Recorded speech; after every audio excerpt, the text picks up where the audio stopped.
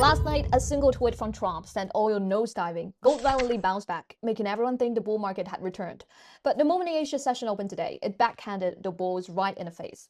Gold straight up nuked, flushing all the way down to the $4,300 level. A lot of retail traders are completely baffled. Why is gold dumping when there's a war and still dumping when there's a talk of a ceasefire?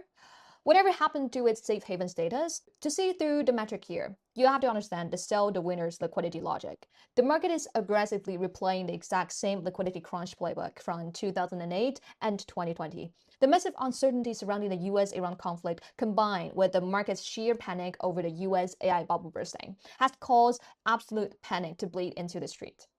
Treasury yields are absolutely skyrocketing. To raise cash and meet margin calls, institutions are aggressively liquidating everything. And gold, because it's the most liquid asset still trading at a massive premium, it becomes the very first thing smart money dumps to raise capital. In other words, gold isn't dumping because it's lost its safe haven status. It's dumping precisely because it's too easy to liquidate. That make it the ultimate sacrificial lamb in a macro liquidity crisis. And now, if a liquidity crunch is the internal catalyst for the gold crash, then out of control oil prices are the external trigger. Runaway oil forces global central banks to keep interest rates aggressively high, and gold, being a zero-yield asset hypersensitive to rate, sees its holding costs directly pegged to surging U.S. Treasury yields.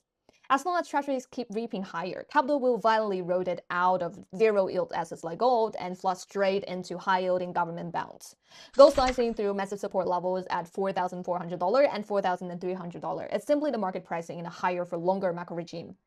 Looking at the ABC market buzz, and even with oil taking a dive yesterday, market sentiment remains aggressively bullish on crude. And meanwhile, the outlook on gold and silver has turned overwhelmingly toxic and bearish.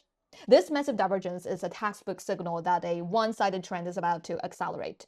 So when is it safe to buy the dip on gold? Stop guessing the button. Stop catching falling knives. Wait for the macro signals. A true rise-side structural entry requires three core macro indicators to align perfectly. First, real yields on US treasuries must top out and roll over. The moment you see the 10-year real yield stop going parabolic and create a definitive structural downtrend, that is when a massive holding cost pressure on gold is finally lifted. That is the gold ticket to restart the bull run. And second, watch the DXY. You need to see momentum stall out or print a bearish divergence at a highs. This signals that peak panic in a global liquidity crisis has officially passed. Capital will then rotate out of the dollar and hunt for undervalued assets. And finally, oil prices must stabilize and stop printing those massive parabolic green candles. Until these three macro conditions are met, every single attempt to buy the dip is just pure gambling.